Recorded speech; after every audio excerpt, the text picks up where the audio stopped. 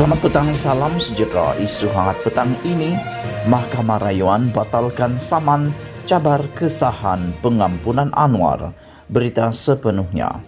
Mahkamah Rayuan hari ini membatalkan saman difailkan seorang peguam yang mempersoalkan kesahan pengampunan diraja yang diperoleh Datuk Seri Anwar Ibrahim bagi sabitan kes liwatnya. Semasa membatalkan saman oleh Muhammad Khairul Azam Abdul Aziz, Mahkamah membenarkan rayuan Anwar dan Lembaga Pengampunan Wilayah Persekutuan terhadap keputusan Mahkamah Tinggi yang menolak permohonan mereka untuk membatalkan saman itu. Panel 3 hakim Mahkamah Rayuan yang terdiri daripada Datuk Has Zanat Mehat, Datuk Indra Muhammad Sofian Abdul Razak dan Datuk Lee Heng Chiong memutuskan bahawa dakwaan Muhammad Khairul Azam terhadap perayu jelas tidak kukuh kerana beliau tidak menyatakan sebarang alasan tindakan terhadap mereka. Dalam penghakimannya, Hakim Hazzana yang mengetuai panel hakim itu berkata, Muhammad Khairul Azam tidak mempunyai hak untuk mempersoalkan pengampunan atau nasihat yang diberikan oleh lembaga pengampunan itu kepada Yang di-Pertuan Agong dalam memberi pengampunan. Kami mendapati proses pengampunan dan pemberian pengampunan oleh Yang di-Pertuan Agong kepada perayu Anwar tidak dalam apa cara pun menyerang peribadi atau undang-undang atau seberang hak atau kepentingan responden Muhammad Khairul, katanya. Beliau berkata keputusan dibuat berdasarkan pelaksanaan hak pengampunan diraja tidak dapat diubah atau disahkan oleh mahkamah dan oleh itu tidak dapat diadili. Kuasa pengampunan terdapat di bawah perkara 42 Perlembagaan Persekutuan, kata beliau, dan menambah bahawa kuasa itu tidak terhad hanya kepada hukuman tetapi juga atas sabitan. Beliau berkata mahkamah mendapati hakim Mahkamah Tinggi membuat kesilapan apabila tidak mengikuti senarai kuasa mahkamah yang telah diputuskan oleh Mahkamah Persekutuan. Hakim itu berkata mahkamah juga mendapati lembaga pengampunan dibentuk secara sah dan betul di bawah Perlembagaan Persekutuan.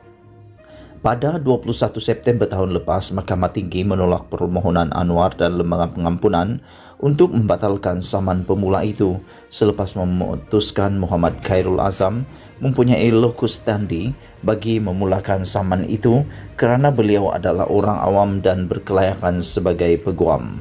Anwar memfailkan permohonan untuk membatalkan saman itu atas alasan Muhammad Khairul Azam tidak mempunyai locus standi atau kedudukan di sisi undang-undang untuk meneruskan tindakan saman tersebut. Tuntutan saman pelanatif remeh, mengaibkan serta suatu penyalahgunaan proses mahkamah. Muhammad Khairul Azam yang memfailkan saman pemula itu pada 26 Februari tahun lepas menamakan Lembaga Pengampunan dan Anwar selaku defendant mendakwa beberapa tindakan tidak berperlembagaan telah diambil bagi memastikan Anwar menerima pengampunan yang membebaskannya dari penjara selepas PRU ke-14.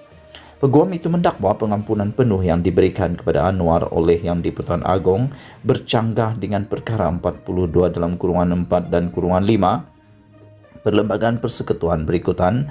Kuasa pengampunan oleh Yang di-Pertuan Agong hendaklah dilaksanakan atas nasihat Lembaga Pengampunan.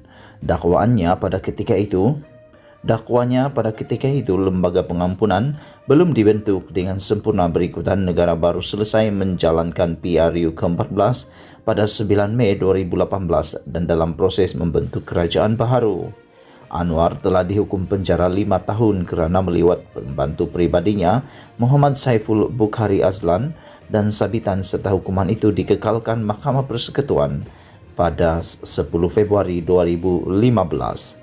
Dalam prosiding secara dalam talian hari ini, Mahkamah mendengar hujahan Peguam Datuk Seri Gopal Sriram yang mewakili Anwar, Peguam Kanan Persekutuan Suzana Atan bagi pihak Lembaga Pengampunan serta Peguam Muhammad Hanif Katri Abdullah yang mewakili Muhammad Khairul Azam.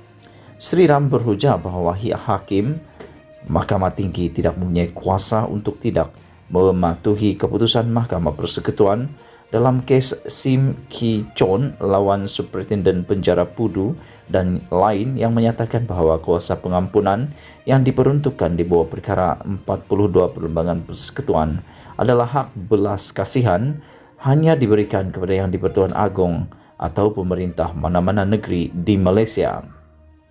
Suzana berhujah bahwa Muhammad Khairul Azam mesti membuktikan bagaimana beliau terkesan dengan keputusan lembaga pengampunan dan alasan yang diberikan dalam penyentuhan atau pernyataan tuntutannya tidak memenuhi prinsip undang-undang yang ditetapkan oleh keputusan Mahkamah Persekutuan baru-baru ini.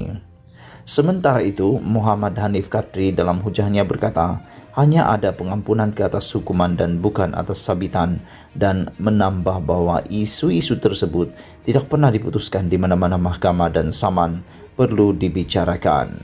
Bernama dipetik dari Malaysia Kini. Sekian isu hangat petang ini. Jangan lupa tekan butang subscribe dan kita jumpa lagi. Bye-bye.